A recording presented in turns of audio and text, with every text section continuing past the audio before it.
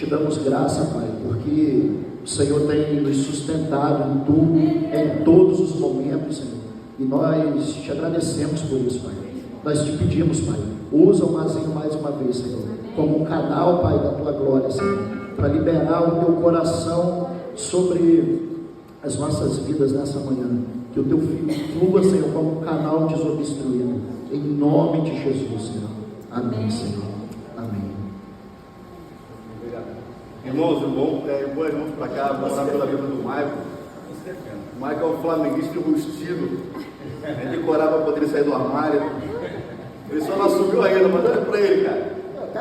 Olha para ele, cara. Flamenguista na cara, na meia.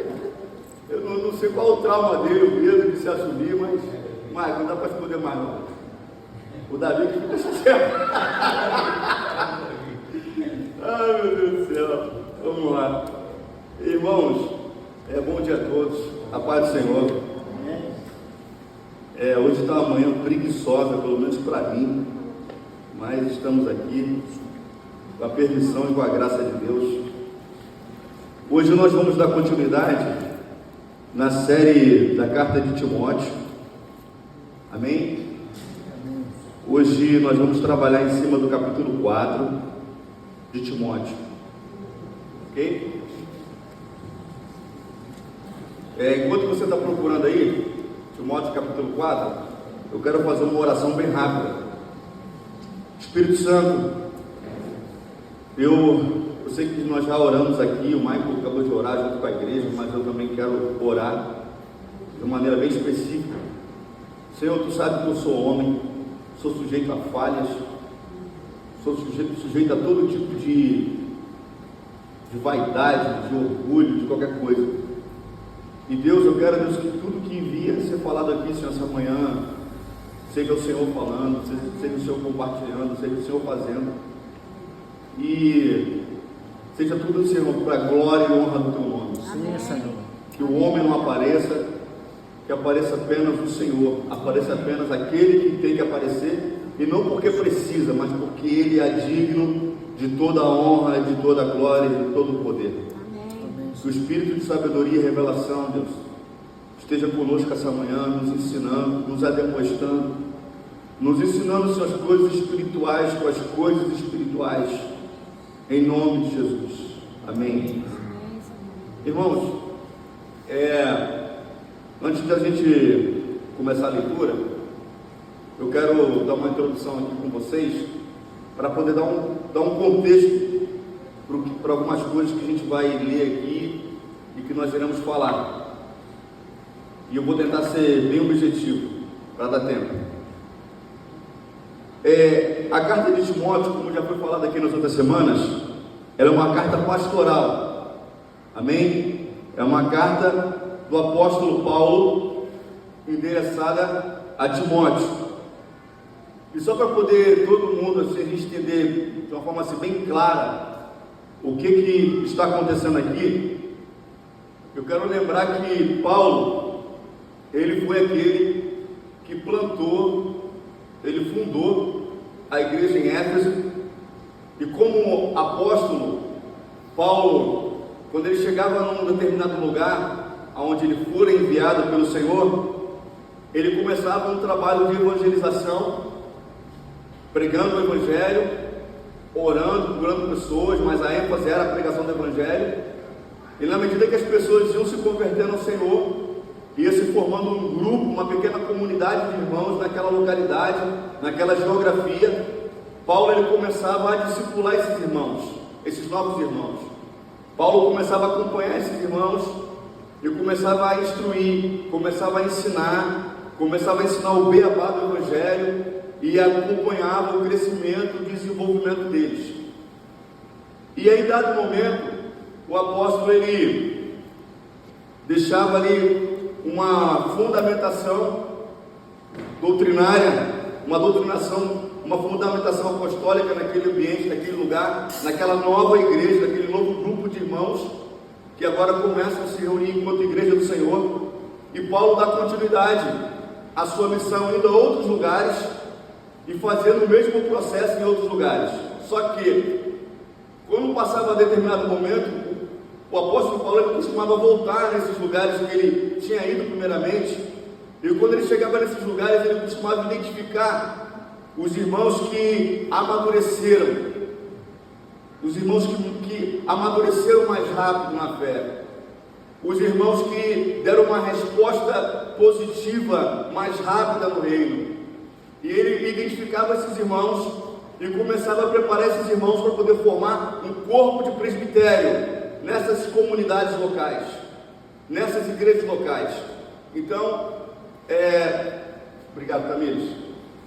Então, assim, queridos, esse, basicamente, a grosso modo falando, costumava ser o modo apostólico de agir dos enviados de Cristo naquele tempo.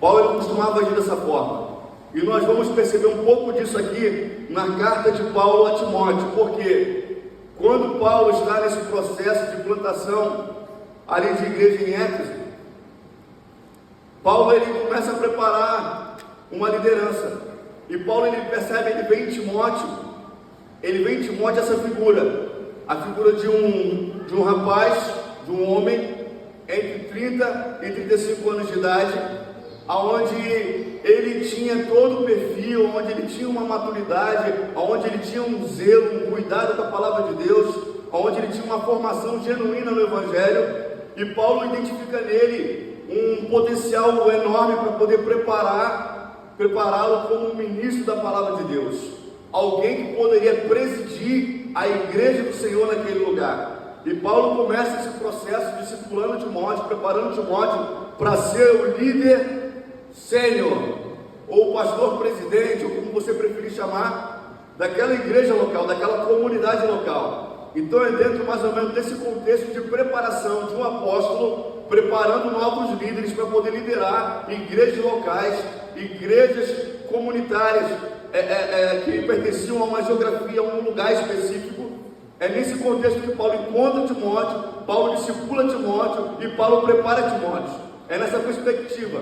Então, enquanto Timóteo estava sendo discipulado, ele entendia para que ele estava sendo discipulado. Ele entendia que existia sobre ele uma missão, uma responsabilidade para a qual ele estava sendo preparado para ela.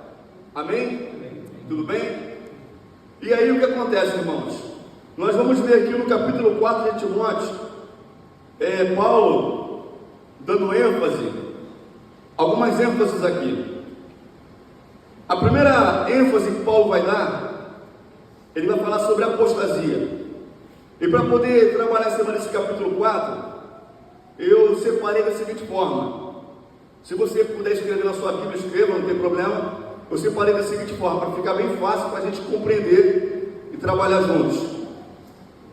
Do versículo 1 até o versículo 5, eu coloquei destacado como se fosse a primeira sessão, ou a primeira parte, onde Paulo vai tratar sobre apostasia. Do versículo 6 ao versículo 11, eu coloquei a segunda sessão, ou segunda parte, porque aqui Paulo vai enfatizar a piedade. E da última parte, que é a terceira sessão, eu percebi como ênfase de Paulo, uma coisa chamada encorajamento. Então eu vou repetir. Na primeira parte, Paulo vai enfatizar a apostasia. Na segunda parte, Paulo vai enfatizar a piedade. E na terceira parte, Paulo vai enfatizar o encorajamento. Amém? Tudo bem? Então vamos lá. Antes de nós lermos, eu quero compartilhar com vocês duas experiências, ou dois testemunhos, bem rápidos. Falando sobre apostasia. Porque quando nós falamos sobre apostasia, talvez fique um pouco vago, um pouco solto na mente de alguns irmãos o que é apostasia. Eu quero dar dois exemplos bem próximos de mim, pelo menos, que eu acho que ilustra muito bem o que é apostasia nos nossos dias. Primeiro exemplo que eu vou dar. Eu tenho um irmão meu, que é mais velho que eu. Esse irmão foi a ferramenta que Deus usou para poder me levar para a igreja e me conduzir à conversão. Esse irmão é mais velho que eu, e ele sempre teve uma influência muito grande na minha vida, e até para poder caminhar no Evangelho, foi ele que me influenciou. Só que esse irmão meu, quando eu falo irmão, estou falando irmão biológico, irmão de sangue, tá? Esse irmão meu, hoje, não caminha mais, ele fala mal da igreja, ele prega contra o pastoreio, ele não acredita na figura do pastor, ele prega contra dízimo, e a vida dele prática e ordinária desconstrói completamente a figura da família. Então percebam, eu estou falando de um camarada que conhece o Evangelho tão bem quanto nós, que tem uma experiência, tem uma caminhada no Evangelho, mas hoje tem um estilo de vida, um comportamento completamente contra a sã doutrina. Qual é o nome disso? Apostasia. Eu estou falando de um irmão meu, biológico, que eu fui criado com ele, junto com ele, que me influenciou na fé. Amém? Vou dar um segundo exemplo. Não vou citar nomes, porque meu objetivo aqui não é expor ninguém, pelo amor de Deus, não é isso. Mas acho que é um exemplo que a gente precisa levar em conta. Eu caminhei há alguns anos atrás numa comunidade, numa igreja, e nessa igreja nós tínhamos uma equipe presbiterial, se é que eu posso falar assim. Uma equipe de presbitério, pronto. E nessa equipe nós tínhamos pastores e pastoras. Uma dessas pastoras, ela se afastou, se desviou da fé. E ela hoje caminha no candomblé. Ela é espírita. E engraçado assim, o interessante é que essa pastora, na nossa época, quem conhece sabe do que eu estou falando, ela era uma ferramenta muito poderosa nas mãos de Deus para poder trabalhar com libertação. E ela confrontava, na hora do mapeamento espiritual e da libertação, ela confrontava muitos demônios, as quais hoje ela serve. E há um tempo atrás, recente, ela postou alguns vídeos dela nesse ambiente de culto afro, aonde ela está diante do Babalorixá, acho que assim se chama, né? E ela está ali glorificando e honrando os orixás dela, e ela fala que foi a melhor decisão que ela tomou na vida dela, servir a essas entidades. Eu estou falando de uma pastora que caminhava com a gente e trabalhava com libertação, que confrontava demônios, que expulsava demônios. Ela hoje serve a esses demônios e ela diz que foi a melhor escolha, a melhor decisão que ela poderia ter tomado. Estão entendendo, irmãos? O nome disso é apostasia. E eu não estou falando aqui esses dois exemplos criticando ninguém, nem julgando ninguém, e nem com um sentimento de superioridade. Nós não somos. Eu não estou aqui para alimentar isso, pelo amor de Deus. O ponto aqui não é esse. O ponto aqui é nós olharmos com misericórdia. O ponto aqui é nós olharmos com compaixão. Mas nós precisamos ter a consciência do que é a apostasia. E a apostasia bate a nossa porta todos os dias. Amém? Amém. Então vamos lá. Capítulo 4, verso 1 vai dizer assim: o Espírito diz claramente. Irmãos, hoje eu estou trabalhando com essa Bíblia aqui, tá? Bem bonita, católica. O Espírito diz claramente que nos últimos tempos alguns desprezarão a fé, acreditando em espíritos sedutores, em ensinamentos diabólicos que serão enganados por pessoas falsas que queimaram suas consciências como ferro em brasa. Vou dar uma pausa aqui. Essa tradução ela é bem, a versão dela, né, é bem simples. E aí ele está dizendo aqui o seguinte: olha, o Espírito diz que nos últimos tempos alguns desprezarão a fé.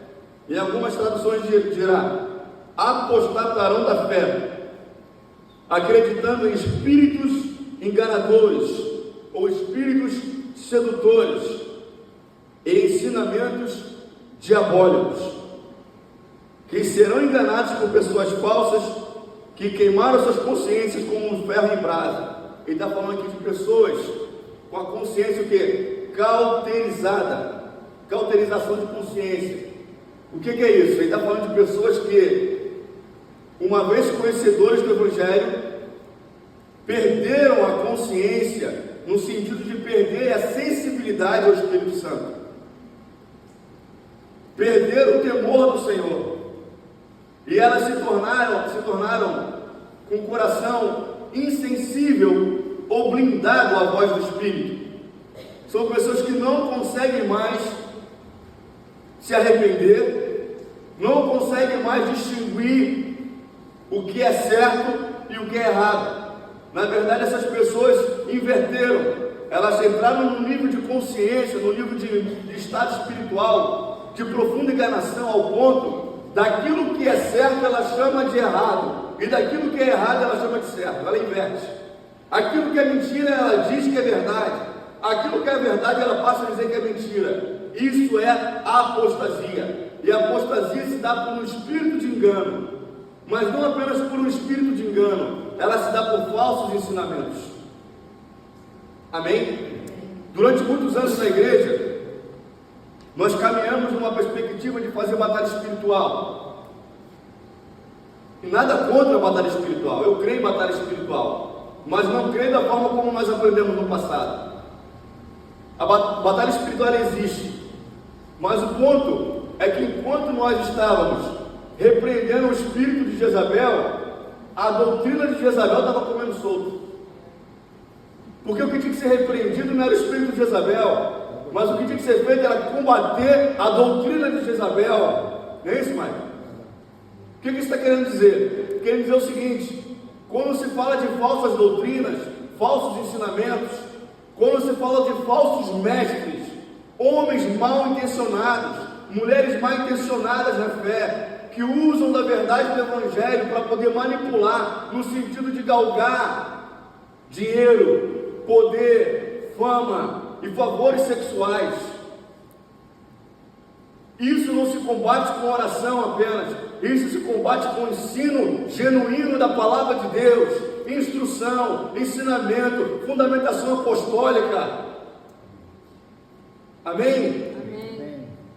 Então, irmãos, é isso que o apóstolo Paulo ele começa a fazer aqui, na primeira sessão do capítulo 4 de Timóteo. Paulo começa a falar para Timóteo: Timóteo, olha, nos últimos dias aparecerão falsos mestres, falsos ensinadores do Evangelho.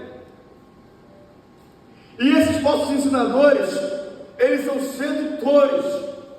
Como eles são sedutores, irmãos? Sedutor, ser sedutor é ser envolvente.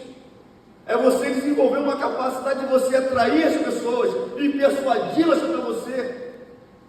Presta atenção, você não chama a atenção das pessoas para Cristo, você chama a atenção das pessoas para si, para aquilo que você é, para aquilo que você faz e para aquilo que você tem.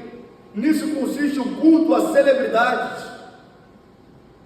Hoje nós temos no nosso meio evangélico cristão líderes espirituais que estão deixando de ser líderes espirituais genuínos para se tornarem celebridades e promovendo culto a si mesmas ou a si mesmos.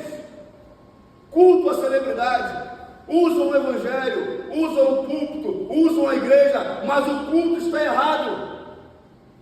Porque o culto, a ênfase do culto está centrado em si mesmos. Um falso mestre, irmão, não nasceu falso mestre.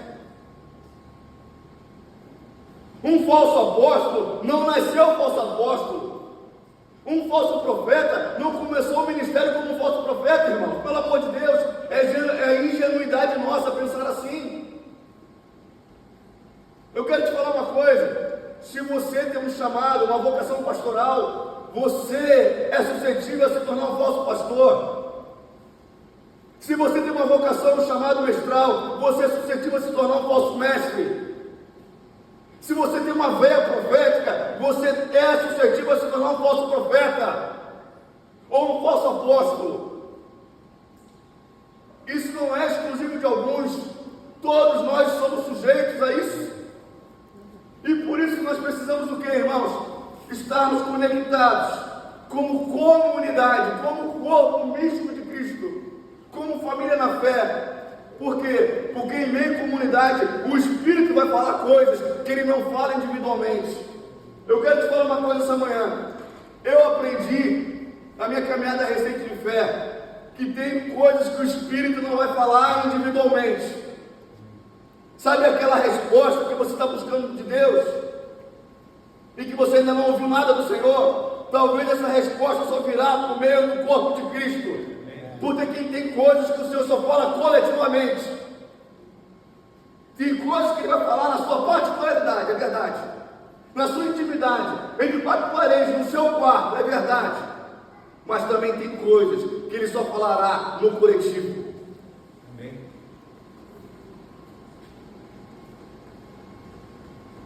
E o ambiente da igreja sadio, ele não permite que falsos mestres, falsos profetas proliferem ou cresçam. Em que sentido que eu estou falando? No sentido da comunhão, no sentido da demonstração. Nós precisamos estar o tempo todo, irmãos, nos policiando uns aos outros, nos corrigindo, porque pode ser que eu esteja cometendo algum erro que eu não esteja vendo, mas o irmão que caminha comigo percebeu e fala comigo. Quando ele faz isso, ele está cuidando de mim. Quando alguém me repreende, está cuidando de mim porque me ama. E provavelmente ele está me impedindo de me tornar um falso mestre, um falso profeta, um falso pastor, um falso apóstolo ou um falso qualquer coisa. Amém? Amém. E aí Paulo vai continuar a carta na primeira parte dizendo o seguinte: são sedutores, eles são envolventes. Deixa eu só fazer mais uma pausa aqui que eu não posso esquecer de uma coisa. Irmãos, eu acredito que isso aqui não é perfil dessa comunidade, mas é perfil de outras comunidades que eu já vi. Existe uma coisa hoje chamada coach, que já existe há algum tempo. Eu não tenho nada contra coach. Não sigo nenhum coach, não gosto de coach, não admiro nenhum, mas não sou contra. Mas eu quero te falar uma coisa: se você segue algum coach, não digo para você que isso tem problema. Agora, isso é um problema quando isso toma o lugar do Evangelho na sua vida. Coach não é pastor, não. Coach não é pastor, isso é o que o Mike está falando aqui agora. Coach não é pastor, guarde isso no seu coração. Coach não tem que falar em altar, coach não tem que falar em púlpito, coach não tem que falar em igreja. O lugar do coach é na palestra dele, é nas empresas, é nos negócios dele ou dos outros, mas igreja não. E por que eu estou falando isso aqui? Porque nós precisamos trazer o que Paulo está dizendo aqui naquele tempo para Timóteo, para uma aplicação prática, contextualizando com o nosso tempo. E o nosso tempo hoje, surgiram vários coaches com mensagens de autoajuda, massageando o ego de pessoas e distorcendo a prática de fé e a prática do Evangelho. Por quê? Porque misturou-se as coisas. Tu pega o coach e coloca no lugar dele, não tem problema nenhum. Agora, se você pegar o coach, colocar no altar, colocar no púlpito, colocar com a Bíblia na mão, aí você tem problema. Porque você está misturando. Isso vai causar distorção. Isso vai causar impureza no Evangelho. Amém, irmão? Amém. Tudo bem até aqui? Aí voltando. Que serão enganados por pessoas falsas que queimaram suas consciências como ferro em brasa, ou seja, com consciências cauterizadas. Essas pessoas impedem o casamento e proíbem os alimentos que Deus criou. Deus fez esses alimentos para que os fiéis, agradecendo, os comam do mesmo modo que todas as pessoas que conhecem a verdade.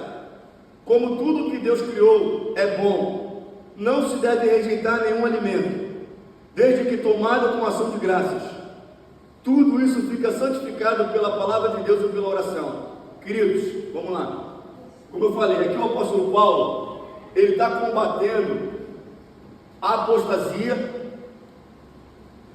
que nós vimos aqui. A apostasia é quando um crente, um cristão, desvia-se da fé e ele chega a um estado espiritual de engano tão grande, aonde ele vai negar sua fé. Ele vai negar tudo aquilo que um dia ele creu. Ele vai negar tudo aquilo que um dia ele pregou. Isso é apostasia. Agora, Paulo aqui, ele combatendo os falsos ensinamentos. O que Paulo está falando aqui? Olha, existem alguns mestres no nosso meio que eles estão proibindo os irmãos de se casarem. E também estão proibindo os irmãos de comerem determinados tipos de alimentos. Irmãos, deixa eu fazer uma pergunta para vocês, bem óbvia, mas tem que ser feita. Hoje, no nosso meio, é comum alguém proibir casamento? Sim ou não? Proibir? Proibir não.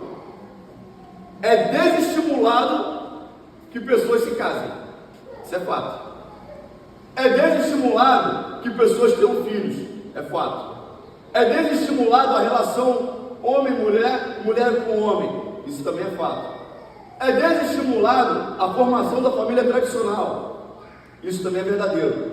Mas isso ainda não é proibido. Em muitos lugares. Pode ser que um dia venha a ser. Mas o fato é o seguinte: aqui nesse contexto, Paulo está combatendo o quê? Os falsos mestres. Mas nesse período aqui, os falsos mestres eram, na sua maioria, mestres que vinham do judaísmo. Paulo foi apóstolo enviado para quem, irmãos? Para os gentios. Amém? Para os gentios. Por quê? Todos os outros apóstolos, quando receberam o evangelho do Senhor e começaram a pregar, eles tinham uma compreensão limitada, no sentido de que eles entendiam que o evangelho era apenas para Israel, era apenas para o povo judeu. Mas quando Jesus ele chama Paulo, indo a caminho lá de Tarso, ou de Damasco, de Damasco, ele chama Saulo, ele prepara Saulo ao longo de anos a partir dali, e dado momento ele faz Paulo entender que ele seria enviado para um grupo específico de pessoas, que seriam os gentios. Por quê? Porque até então o evangelho ele era mais propagado, ele era um tanto quanto limitado o seu ensinamento, a sua propagação, a sua difusão no meio de Israel. E Paulo entendeu que ele tinha que pregar para os gentios. Só que nisso, irmãos, que Paulo começa o ministério dele de plantação, de pregação do evangelho, plantação de novas igrejas. O que acontece?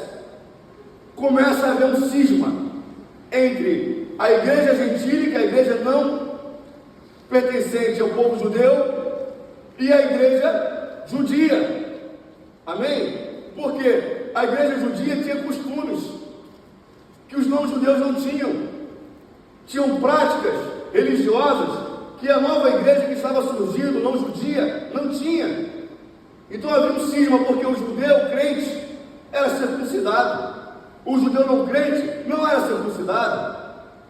O judeu crente tinha costume de vestimentas, comia determinado tipo de alimentos, outros não comiam. E já a igreja gentílica, que não era judia, comia de tudo, não tinha essas regras. Então começou a haver um cisma. Por quê? O crente judeu falava assim: por que a gente é circuncidado e eles não são?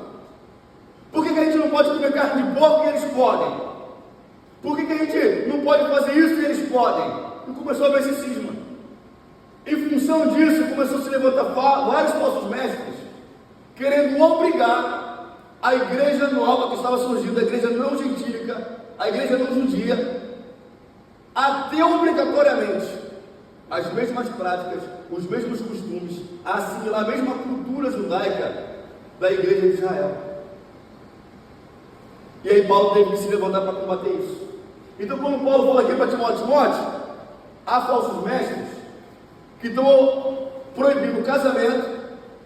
O que é a proibição do casamento dentro da cultura judaica? Tem a ver com o quê? Tem a ver com o celibato. Lembram disso? Havia os judeus que optavam pelo celibato temporariamente ou a vida inteira. Isso era uma prática. Só que aqui eles estavam obrigando os não-judeus, querendo obrigar a eles não se casarem. a aderir o celibato. Fora isso, eles estavam querendo também obrigar os não-judeus a não comerem aquilo que os judeus também não podiam comer. Eles estavam querendo, em outras palavras, enjudaizar a igreja gentílica, colocar os costumes judaicos, da cultura judaica, em pé de igualdade, porque maçã, doutrina. Amém, irmãos? Amém. Isso é um problema, porque quando eu pego o costume aqui da nossa igreja e quero pegar esse costume e transformar isso numa doutrina, isso é um problema seríssimo. O nome disso é heresia. Estão entendendo, amados? Por exemplo, se a gente quisesse obrigar todas as igrejas hoje que tem o seu prédio pintado de preto e quiséssemos obrigá-las a pintar a parede de bege ou cor palha, como é a nossa parede é palha, amém? Não é preta, mas isso aqui é o nosso costume.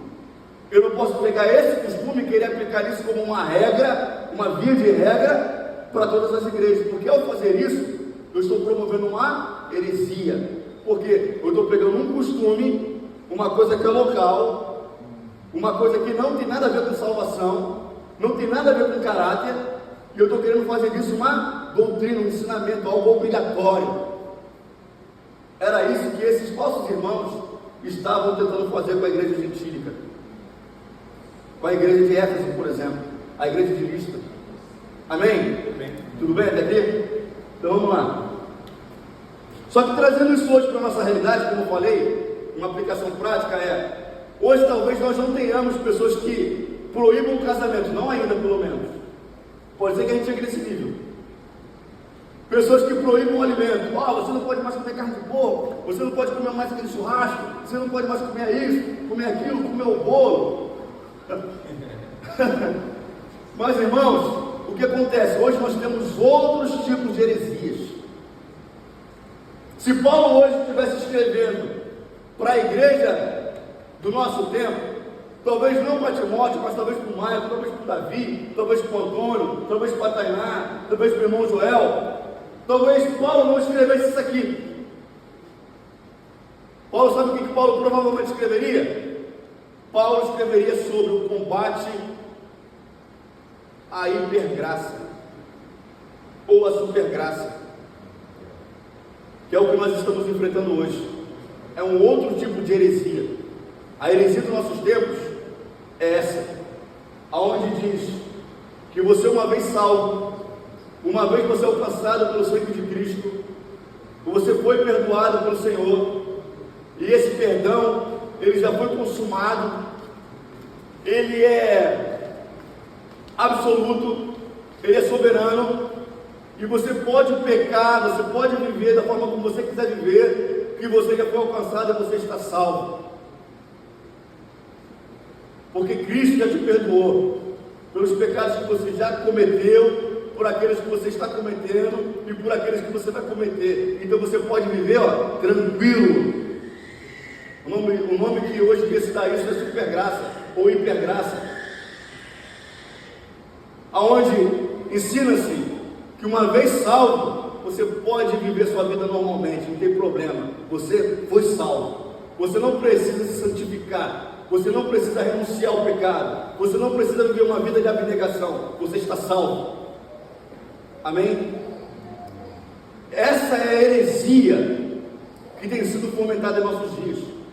Se Paulo provavelmente escrevesse hoje a igreja de Coinonia, endereçando uma carta aos líderes dessa igreja, provavelmente era isso que ele diria: combatam esse falso ensinamento, essa heresia chamada hipergraça.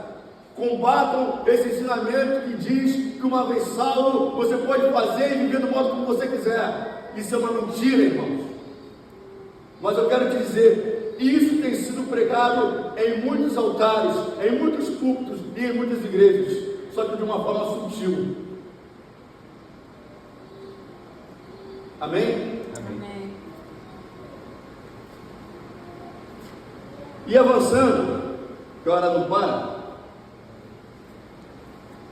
Na primeira parte ele vai falar sobre apostasia, sobre falsos ensinamentos, sobre o combate às heresias. No nosso caso aqui poderia ser provavelmente a hipergraça, ou a supergraça, a vida cristã desprovida de santificação, desprovida de renúncia, desprovida de pureza, desprovida de santidade. E na segunda parte, a partir do versículo 6, Paulo vai falar assim, observa como é que a ênfase de Paulo agora muda. Ele vai falar, explicando estas coisas aos irmãos, serás um bom servidor de Cristo, ou um bom ministro de Cristo.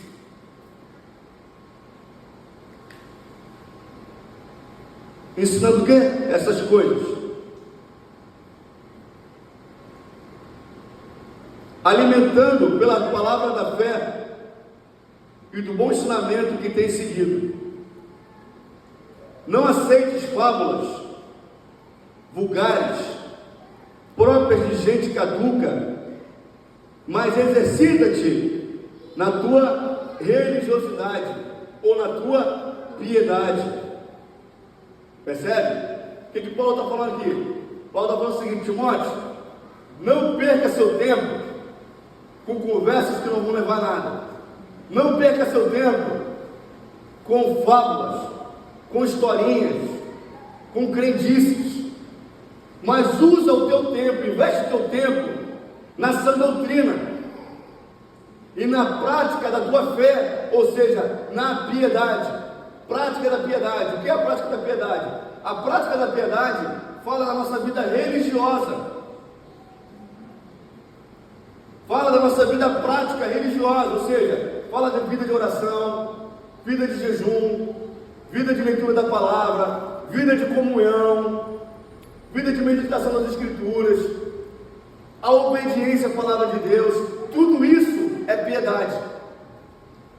Então Paulo está falando o seguinte, olha Timóteo, não perca seu tempo com essas conversas e com essas historinhas que não vão levar a nada, mas investe o teu tempo com a sã doutrina e com a prática de uma vida religiosa sadia, ou seja, com a prática da piedade.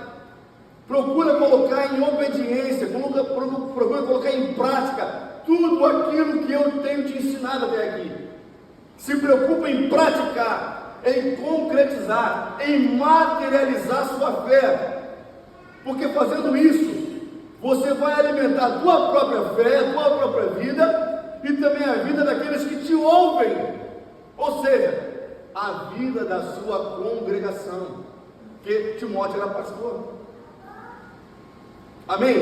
Amém.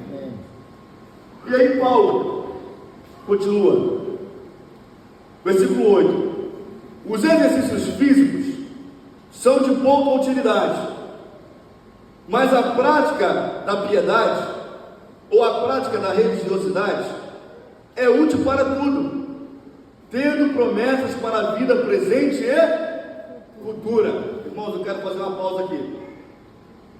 Paulo está falando o seguinte, olha, a prática da piedade, ela é proveitosa tanto para a vida presente, quanto para a vida o quê? Futura. Irmãos, alguém pode abrir para mim, por gentileza, 1 Coríntios, capítulo 15, verso 19, tomara que eu esteja certo, se eu não tiver, eu vou pagar um micão agora. 1 Coríntios 15, 19, por gentileza. Se a nossa esperança em Cristo é apenas para esta vida, somos mais dignos de compaixão entre todos os homens. Obrigado, mãe. Ouviram, irmãos? Olha só, aqui Paulo está dizendo o seguinte a Timóteo, olha Timóteo, a prática da piedade, a prática da religiosidade, a prática da verdadeira religião, ela é boa tanto para a sua vida presente, ou seja, a nossa vida aqui na terra, a sua vida no trabalho, família, casamento, educação dos filhos, a vida em comunidade como igreja, tudo. Eu praticar, eu obedecer aquilo que eu conheço, obedecer essa doutrina, vai fazer bem para a minha vida presente, ou seja, minha vida terrena, minha vida humana. Mas olha o que ele vai dizer, mas também para a vida futura. Irmãos, esse texto que o Mate acabou de ler, ele complementa isso que Paulo está falando aqui. 1 Coríntios 15:19, Paulo fala assim: olha, se a nossa esperança em Cristo se limita apenas a essa vida, somos os homens mais miseráveis desse mundo. Queridos, não é incomum em nossos dias nós conhecermos irmãos que aplicam a pregação do Evangelho, as suas orações, apenas a essa vida, como se essa vida não fosse acabar, como se não existisse vida eterna, como se tudo se resumisse a 60 anos de vida, no caso da minha avó, a 96 anos de vida, um pouquinho mais, né? 100 anos de vida. Estou entendendo, irmãos? Às vezes nós pegamos sem perceber aquilo que nós temos recebido aqui, nos cultos, em comunidade, nas igrejas caseiras, quando o Davi está lá pregando, ensinando, quando o Antônio está lá pregando, ensinando, quando o Tom está lá pregando, ensinando, e às vezes nós pegamos tudo isso e aplicamos apenas a nossa vida agora. Está errado? É claro que não está errado, mas é errado aplicar tendo em vista apenas essa vida, não linkando, não conectando, não ligando a vida presente à vida futura. Estão percebendo, irmãos?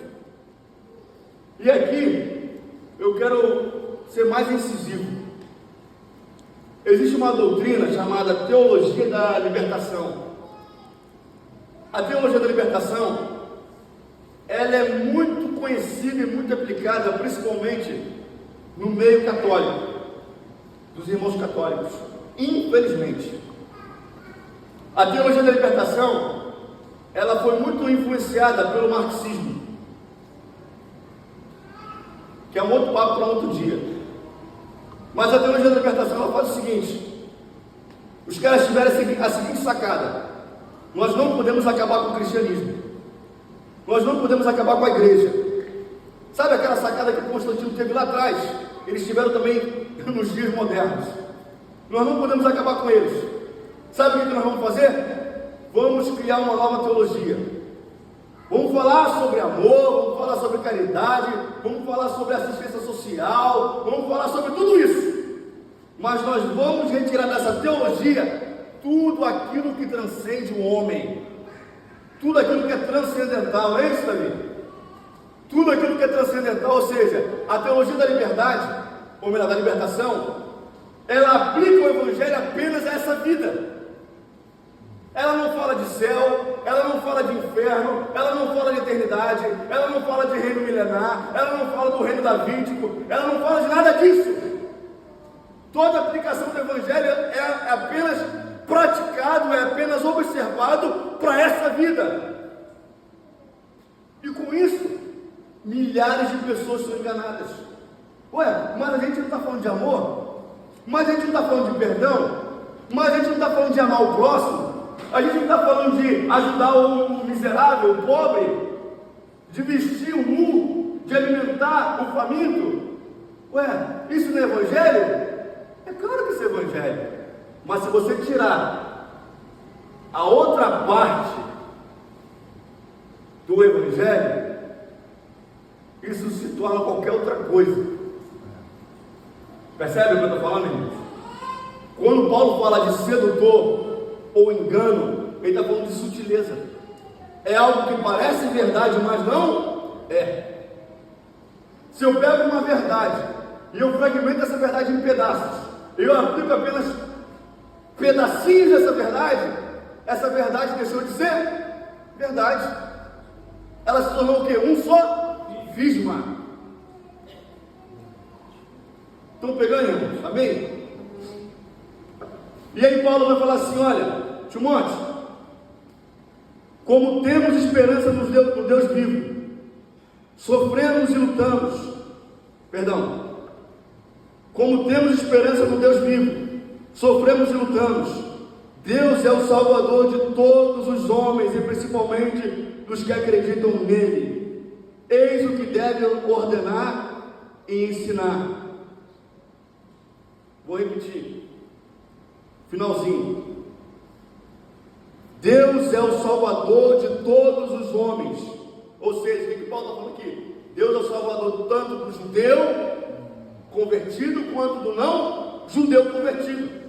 Paulo está combatendo aquela falsa doutrina de que só era a igreja, só era convertido, só seria salvo o judeu convertido e não o gentil convertido. Percebe? Ele está acabando, ele está destruindo, ele está confrontando um sofisma, uma separação que estava sendo feita. Aí olha o que ele está dizendo: eis o que deve ensinar, é isso que você deve ensinar, que Deus é o Deus da igreja como um todo, tanto dos judeus como não judeus. Ele está trazendo aqui para Timóteo a prática, a ênfase da prática do ensino, da doutrina, da piedade. Ele está falando: Timóteo, viva uma vida de oração, viva uma vida de palavra, viva uma vida de comunhão, viva uma vida de igreja com os irmãos. Pratica isso, pratica a tua piedade, transforma a tua fé em algo concreto, em algo prático. Aí, vai terminar, a partir do versículo 12, ele vai falar assim, a última parte. Nessa última parte, vamos perceber que a ênfase é o encorajamento. Ele vai dizer assim: ninguém te despreze por seres moço. Irmãos, ele está dizendo: ninguém te despreze por seres moços. Naquele tempo, na cultura daquela época, um homem com menos de 40 anos de idade, ele não tinha moral, ele não tinha credencial para poder falar publicamente, para poder ser um líder, digamos assim. Timóteo tinha menos de 40 anos. Por ele ter menos de 40 anos, muitos irmãos naquele tempo tinham dificuldade de aceitar a vocação pastoral de Timóteo, porque julgavam que ele era muito novo, muito jovem. A idade mínima que eles aceitavam era 40 anos, percebe? E por conta disso, Timóteo, ele foi desprezado por muitos. E Paulo agora começa a animar Timóteo: Timóteo, combate a apostasia, combate os falsos ensinamentos, combate os falsos mestres. Timóteo, pratica essa doutrina, pratica a vida religiosa, pratica a piedade. E agora, por fim, ele começa a encorajar Timóteo.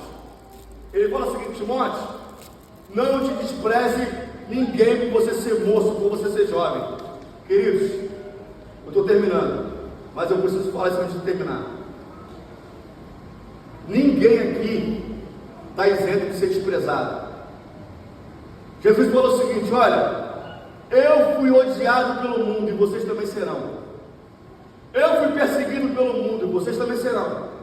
Eu fui desprezado pelos meus. Eu fui desprezado pelos meus. Eu fui desprezado pelo mundo e vocês também serão. Então percebe, ele não mentiu para nós. Nós também seríamos desprezados, e somos, amém? Às vezes nós somos desprezados na nossa família, no meio dos nossos irmãos biológicos, às vezes pelo pai, às vezes pela mãe. Às vezes nós somos desprezados na escola, no convívio escolar, enquanto criança, enquanto adolescente. Às vezes nós somos desprezados na igreja, no ministério.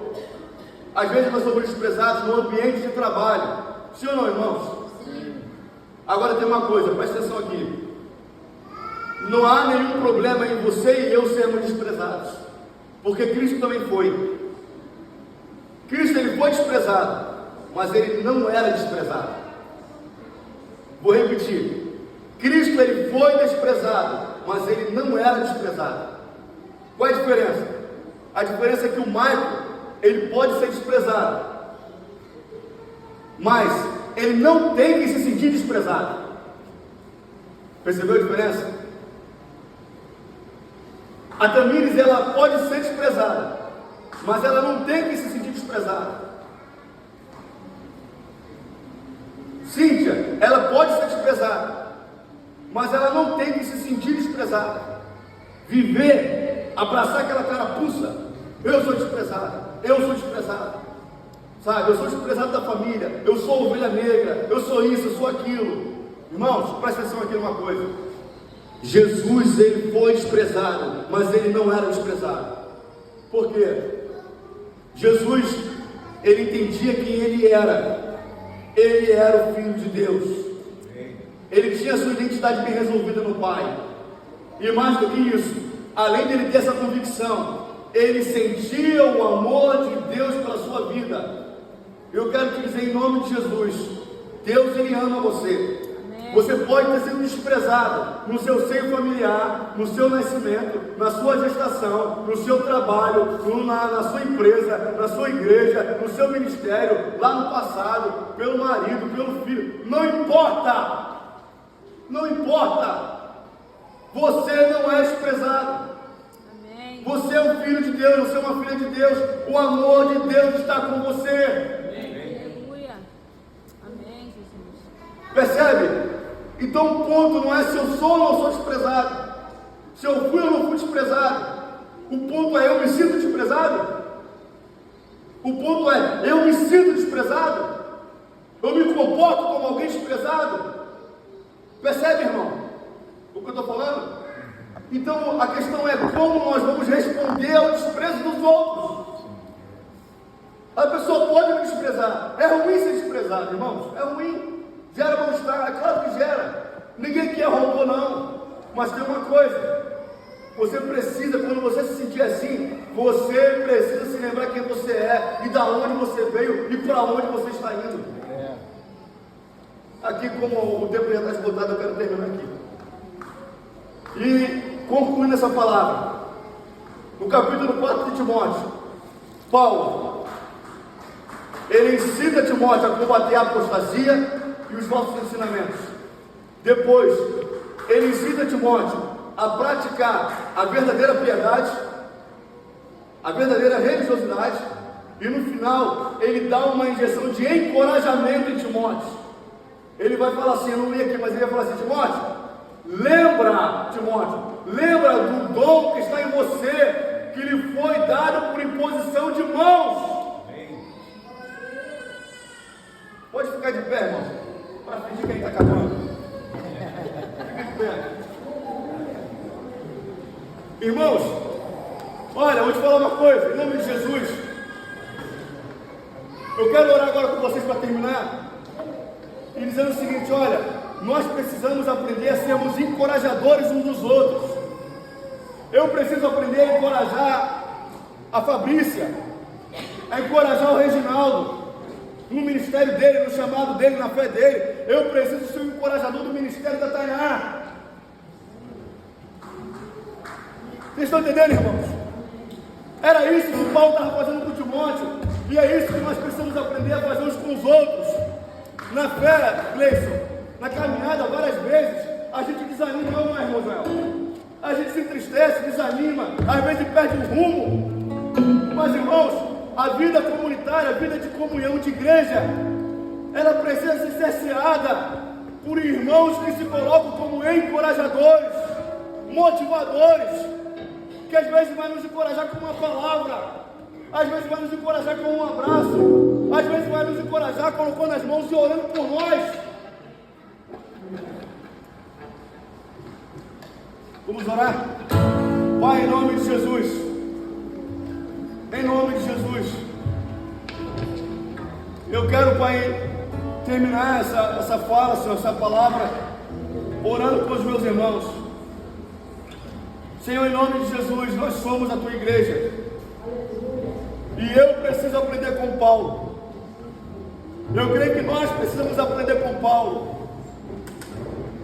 E eu oro, Senhor, para que isso entre em nós hoje. Eu oro, Senhor, para que isso entre em nosso coração hoje.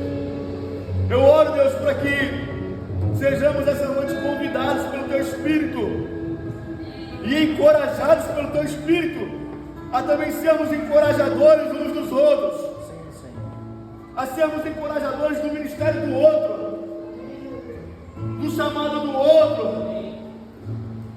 do trabalho do outro, da unção do outro, daquilo que o outro carrega. Que a gente deixe de ser competidores, para nos tornarmos motivadores, encorajadores da vida um do outro, Pai, em nome de Jesus. Em nome de Jesus. Que essa manhã, Pai, o Senhor nos lembre o dom que foi depositado sobre a vida de cada um de nós. Que essa manhã o Senhor nos lembre do dom que foi depositado sobre a vida de cada um de nós. O dom, a graça, a unção, a medida que o Senhor colocou em cada um de nós, Senhor. Que isso seja lembrado essa manhã. E que nós recebamos o encorajamento do Teu Espírito, o encorajamento dessa igreja, o encorajamento desse